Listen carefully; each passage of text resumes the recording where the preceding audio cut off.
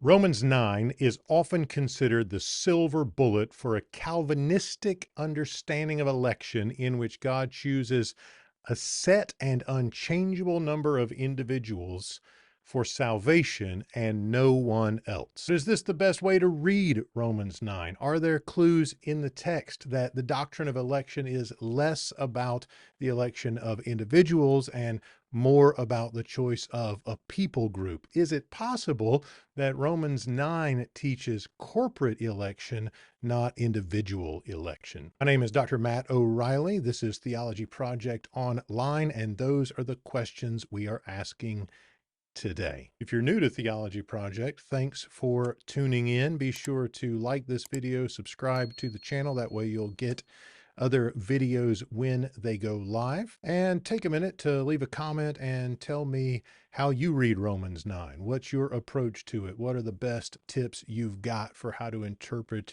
a pretty difficult passage? All right, so we're talking about Romans 9, and we're going to lean into the way Romans 9 talks about Jacob and Esau, and then consider how that might relate to another section of the chapter as well. Jacob and Esau come up in Romans chapter 9, verses 10 through 13, and this is a famous part of the letter. It really shapes the way people read Romans 9 as a whole. This is where Paul says that he is articulating God's purposes in election with the promise of the birth of Jacob to Isaac.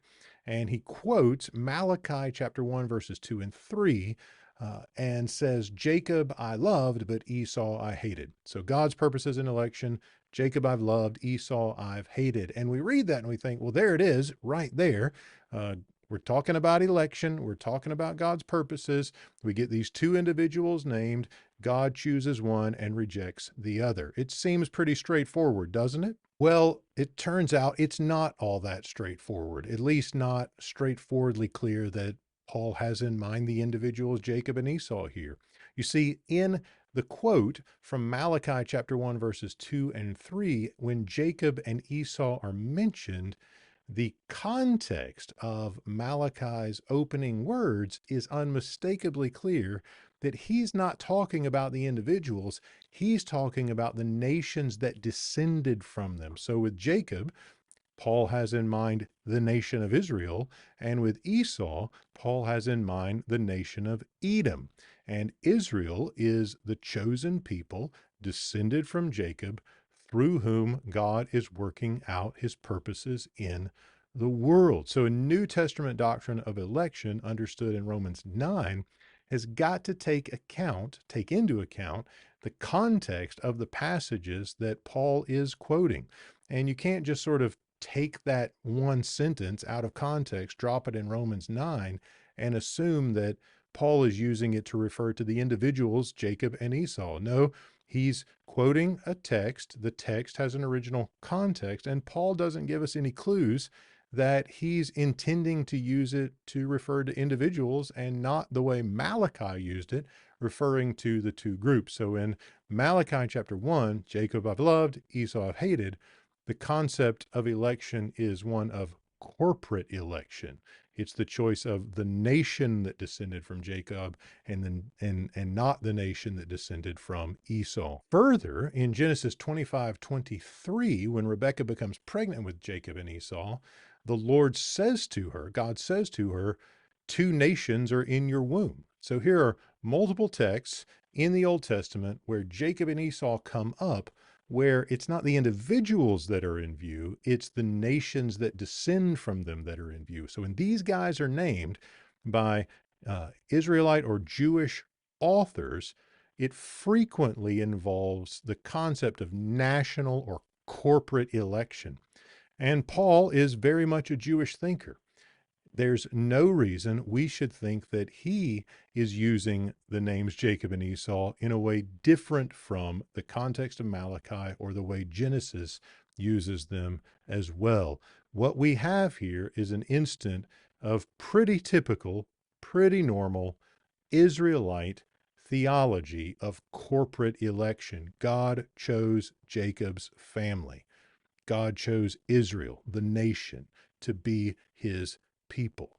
They are elected as a corporate body, elected as a nation. This initial discussion of God's purposes in election in Romans 9 absolutely teaches corporate election, not individual election. This is even more interesting and pronounced when you consider Paul's quote from Hosea in Romans chapter 9, verse 25. There, Paul quotes Hosea 2:23. And the original context of Hosea 2:23 is how the Israelites, having disobeyed, have basically been made into Gentiles. God says, you were my people, now you're not my people. But Hosea is promising that God is going to redeem the Israelites who've been scattered among the nations. He says, you're not my people. I'm going to make you my people once again.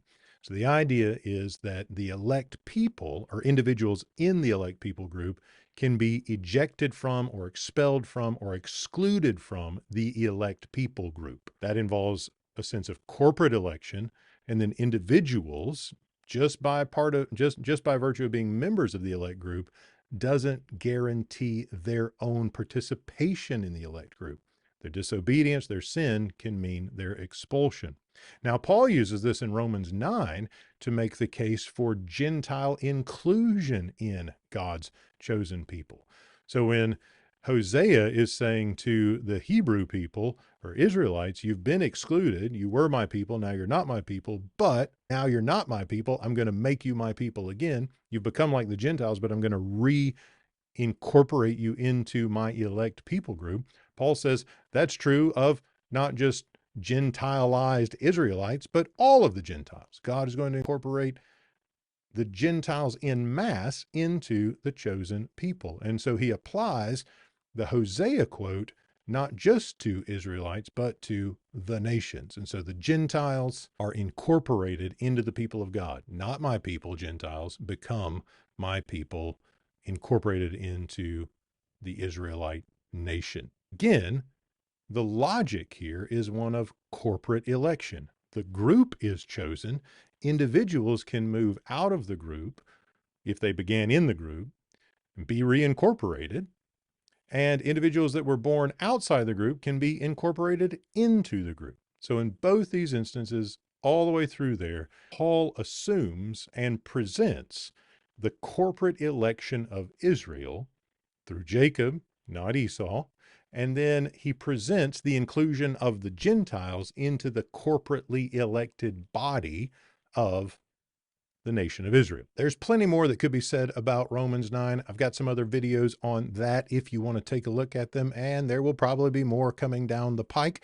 So be sure to subscribe to Theology Project. If you found this helpful, be sure to share it with your friends on your various social platforms. Again, my name is Matt O'Reilly. This is Theology Project Online. See you next time.